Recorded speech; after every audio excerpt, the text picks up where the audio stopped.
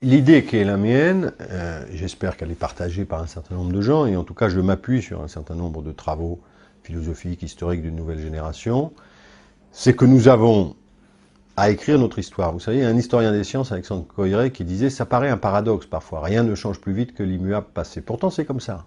Chaque génération réécrit son histoire. Elle réécrit son histoire non pas dans l'idée d'une passion du passé, mais précisément pour s'accoucher dans le présent. Bon, il faut s'enfanter soi-même et donc faire le propre récit de sa naissance. Je pense que notre génération, après ce qu'ont vécu les générations précédentes d'une certaine façon, c'est-à-dire des événements historiques très importants, le nazisme, le stalinisme, la guerre d'Algérie, la décolonisation, certains même pensent mai 68, je pense que notre génération n'a pas écrit son propre récit.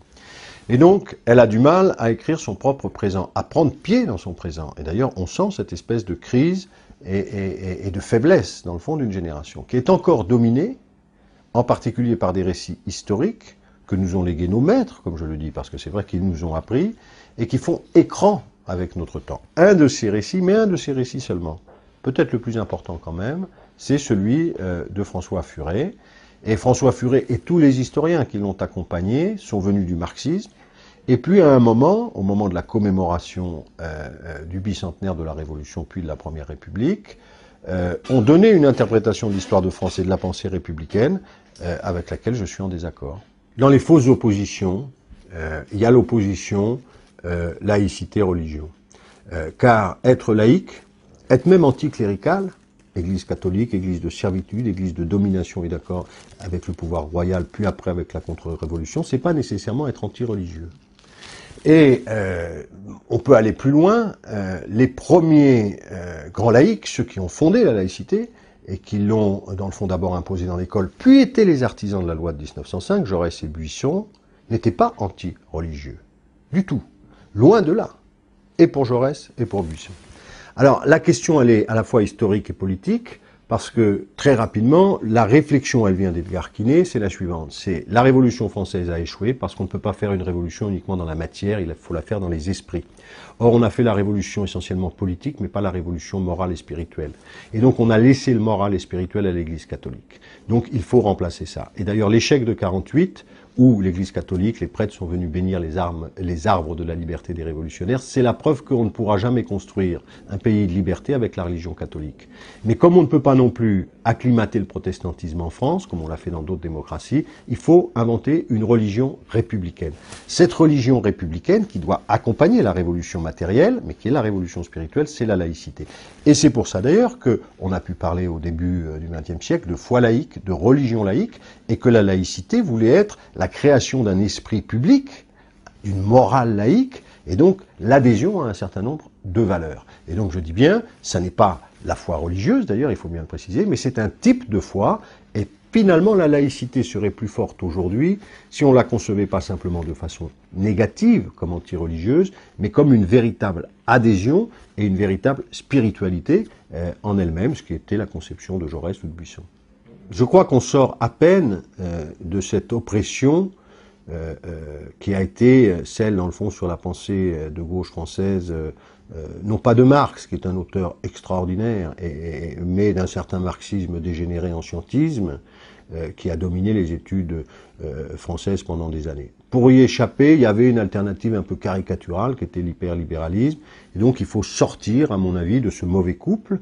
Et c'est vrai que je crois que nous sommes dans ce moment-là, toute une génération de chercheurs est en train de travailler sur de nouvelles bases, mais en même temps je suis frappé de voir que dans le monde politique on reste à l'ancien schéma, et donc d'une certaine façon la coupure entre ceux qui produisent le savoir dans la société et ceux qui veulent exercer les responsabilités de pouvoir, local ou national, est telle qu'aujourd'hui on a du mal à faire avancer, disons, la conscience nationale. Et donc c'est, me semble-t-il en tout cas, une tâche importante, parce que la France n'a jamais fonctionné autrement, que d'essayer de relier les deux et de faire qu'à nouveau, il y ait une fécondation entre ceux qui sont dans l'action et ceux qui sont dans la réflexion. Je pense que, si vous voulez, le thème de l'identité nationale, lié à l'immigration brandi par Sarkozy, vient du fait que nous avons déserté un certain nombre de réflexions, y compris sur l'identité nationale. Je pense que nous sommes à un moment un peu d'abaissement de la France, à la fois sur la scène internationale et européenne, et à la fois en interne, où on encourage les discours sur la laïcité de Sarko, cette idée que dans le fond, c'est la solidarité qui générait la richesse collective, on voit les résultats en termes économiques, et je pense qu'il y a une bataille idéologique à mener. Et je pense que si la gauche française, et plus globalement le camp républicain, quand on voit ce que dit maintenant M. Bayrou, a perdu, c'est parce qu'ils n'ont pas d'abord été capables de préciser exactement quelle était leur pensée. Donc la crise politique que nous vivons, avec cet abaissement, la France a toujours eu dans son histoire des périodes d'abaissement. Napoléon le Petit, comme disait Hugo, le général Boulanger, le pétinisme. On a une tentation d'abaissement en nous, dans notre récit national.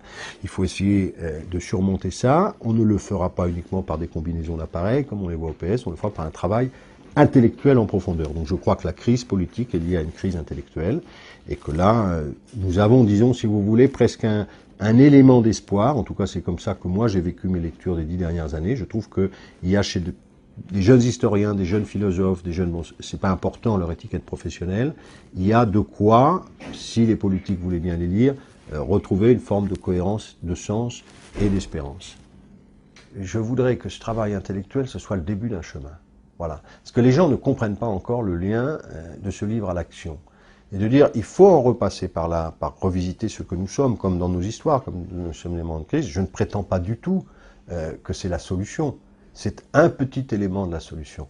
Mais se mettre en mouvement, parce que je trouve que, si vous voulez, les Républicains et la gauche sont terriblement crispés et immobilisés. Donc il faut se remettre absolument en mouvement, en sachant qu'on a toutes les richesses intellectuelles pour le faire dans ce pays. Il y a beaucoup de gens qui travaillent, il y a une nouvelle façon de poser les problèmes, à la fois dans le champ que j'explore là, celui de l'histoire et de la philosophie, mais aussi dans les sciences humaines, en économie. Et donc il y a là les éléments d'une renaissance, d'un progressisme français, républicain, pour ce qui me concerne socialiste. Et je voudrais donc qu'il y ait quand même l'idée qu'il y a de l'énergie, qu'il y a de la force et qu'on est au début de quelque chose.